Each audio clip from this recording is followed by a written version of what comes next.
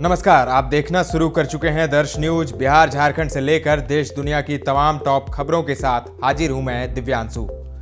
खबरों की तरफ विस्तार से बढ़ेंगे, लेकिन सबसे पहले एक नजर हेडलाइंस पर। एमपी, छत्तीसगढ़, राजस्थान में बीजेपी की शानदार जीत। तेलंगाना में कांग्रेस ने मारी बाजी। पीएम मोदी ने 3 राज्यों में जीत पर जनता का किया धन्यवाद, कार्यकर्ताओं का जताया आभार। कांग्रेस की करारी हार के बाद इंडिया गठबंधन में हलचल तेज, जेडीयू ने कसा तंज। झारखंड के धनबाद में कुख्यात अपराधी अमन सिंह की जेल में हत्या से मचा हड़कंप, जांच में जुटी पुलिस। बिहार में अभी नहीं पड़ेगी कड़ाके की ठंड, 8 के बाद बदलेगा मौसम। अब खबर विस्तार से। देश के 4 राज्यों में हुए विधानसभा चुनाव के नतीजे सामने आ गए हैं। राजस्थान, मध्य प्रदेश और छत्तीसगढ़ में बीजेपी ने बड़ी जीत हासिल की है। कांग्रेस राजस्थान और छत्तीसगढ़ में अपना किला बचाने में सफल नहीं हो सकी, जबकि एग्जिट पोल छत्तीसगढ़ में कांग्रेस की जीत दिखा रहे थे। मध्य प्रदेश में 50-50 की भविष्यवाणी थी, लेकिन बीजेपी ने बड़ी जीत दर्ज करते हुए सबको चौंका दिया है। तेलंगाना में कांग्रेस ने जीत हासिल की है, वहीं मिजोरम के नतीजे कल आएंगे। पीएम मोदी ने एमपी, राजस्थान और छत्तीसगढ़ में बीजेपी की जीत पर जनता जनार्दन को नमन किया है। सोशल मीडिया एक्स पर पीएम ने लिखा, जनता जनार्दन को नमन। मध्य प्रदेश, राजस्थान और छत्तीसगढ़ के चुनाव परिणाम बता रहे हैं कि भारत की जनता का भरोसा सिर्फ और सिर्फ सुशासन और विकास की राजनीति में है। उनका भरोसा बीजेपी में है। पीएम ने इस अवसर पर पार्टी के सभी कार्यकर्ताओं के प्रति आभार प्रकट किया। पीएम ने शाम में दिल्ली स्थित पार्टी मुख्यालय में नेताओं और कार्यकर्ताओं को संबोधित भी किया। इस दौरान बीजेपी अध्यक्ष जेपी नड्डा और केंद्रीय गृह मंत्री अमित शाह मौजूद रहे। कांग्रेस अध्यक्ष मल्लिकार्जुन खड़गे ने एमपी, छत्तीसगढ़ और राजस्थान के विधानसभा चुनाव में पार्टी की हार पर निराशा जताई है।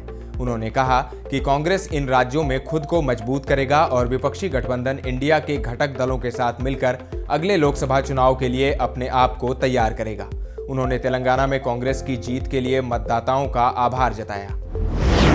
3 राज्यों में कांग्रेस की करारी हार के बाद राहुल गांधी ने ट्वीट कर अपनी प्रतिक्रिया दी है। उन्होंने सोशल मीडिया एक्स पर लिखा, मध्य प्रदेश, छत्तीसगढ़ और राजस्थान का जनादेश हम विनम्रतापूर्वक स्वीकार करते हैं।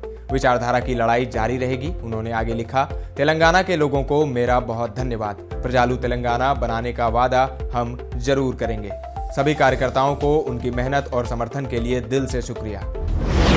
राजस्थान में करारी हार के बाद सीएम अशोक गहलोत ने कहा कि नतीजे चौंकाने वाले हैं। मीडिया से बातचीत में उन्होंने कहा, जनादेश को मैं स्वीकार करता हूं। जब उनसे कांग्रेस के प्रदर्शन को लेकर सवाल पूछा गया तो उन्होंने कहा, नतीजे चौंकाने वाले हैं, हम अपनी समीक्षा करेंगे। बिहार के पूर्व सीएम जीतन राम मांझी ने 3 राज्यों में बीजेपी की जीत पर प्रतिक्रिया देते हुए पीएम मोदी की तारीफ करते हुए बधाई दी। उन्होंने सोशल मीडिया प्लेटफॉर्म एक्स पर लिखा, बस इरादों में जीत की गूंज चाहिए, भाई नरेंद्र मोदी का जलवा है। मांझी ने लिखा, जीत के लिए जुनून चाहिए, आत्मविश्वास रगों में खूब चाहिए। यह आसमान भी आएगा जमी पर, बस इरादों में जीत की गूंज चाहिए। भाई नरेंद्र मोदी जी का जलवा है। भारत को बड़ी जीत की बधाई। हर एनडीए कार्यकर्ता को शुभकामनाएं। इंडिया वालों ने इंडिया गठबंधन को धूल चटा दी।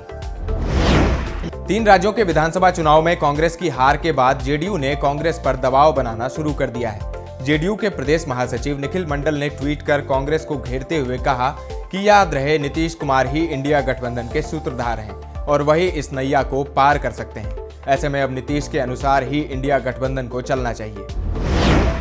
उधर बिहार कांग्रेस के अध्यक्ष अखिलेश प्रसाद सिंह ने आगामी लोकसभा चुनाव के मद्देनजर बिहार में सीट शेयरिंग को लेकर बड़ा बयान दिया है। उन्होंने कहा कि सीट बंटवारे का मुद्दा दिसंबर के अंत तक सुलझा लिया जाएगा और महीने के अंत में पता चल जाएगा कि किन सीटों पर चुनाव लड़ना है। उधर बीजेपी ने बिहार के सभी 40 लोकसभा सीटों पर अपने प्रभारी नियुक्त कर लिए हैं। बीजेपी प्रदेश अध्यक्ष सम्राट चौधरी के निर्देश पर कार्यालय प्रभारी अरविंद शर्मा ने बीते दिन प्रभारियों के नामों की लिस्ट जारी की। सुप्रीम कोर्ट ने बिहार सरकार को यह सुनिश्चित करने का आदेश दिया है कि राज्य में खासकर पटना और आसपास गंगा नदी के किनारे में किसी भी तरह का निर्माण नहीं हो। शीर्ष अदालत ने इसके साथ ही बिहार के मुख्य सचिव को गंगा नदी के डूब क्षेत्र में चिन्हित किए गए अवैध निर्माण को हटाने के लिए उठाए गए कदमों की जानकारी देने के लिए हलफनामा दाखिल करने का आदेश दिया है। झारखंड में भी 3 राज्यों में बीजेपी की जीत पर रांची बीजेपी कार्यालय में जश्न मनाया गया। झारखंड के पूर्व सीएम व बीजेपी प्रदेश अध्यक्ष बाबूलाल मरांडी ने जीत के लिए पीएम मोदी, केंद्रीय नेतृत्व व 3 राज्यों की जनता के प्रति आभार जताया। रांची के विधायक सीपी सिंह ने इस जीत को 2024 का ट्रेलर बताया। झारखंड के धनबाद में कुख्यात अपराधी अमन सिंह की जेल में हत्या कर दी गई है। बताया जा रहा है कि उसे 7 गोली मारी गई है। जेल में हत्या से पुलिस महकमे में हड़कंप मच गया है। हत्या की सूचना मिलते ही पुलिस मामले की जांच में जुट गई है। शूटर अमन सिंह नीरज सिंह हत्याकांड का आरोपी था और धनबाद जेल में बंद था। गौरतलब है कि धनबाद में बढ़ते अपराध के खिलाफ बीते दिन आक्रोश मार्च निकाला गया था।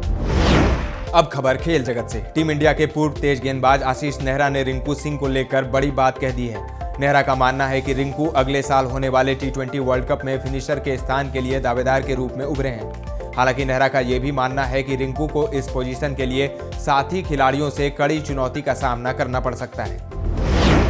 अब बात मौसम के मिजाज की। मौसम विभाग के अनुसार इस बार बिहार झारखंड में अल नीना के प्रभावों से दिसंबर में भी न्यूनतम तापमान सामान्य से ऊपर रहेगा।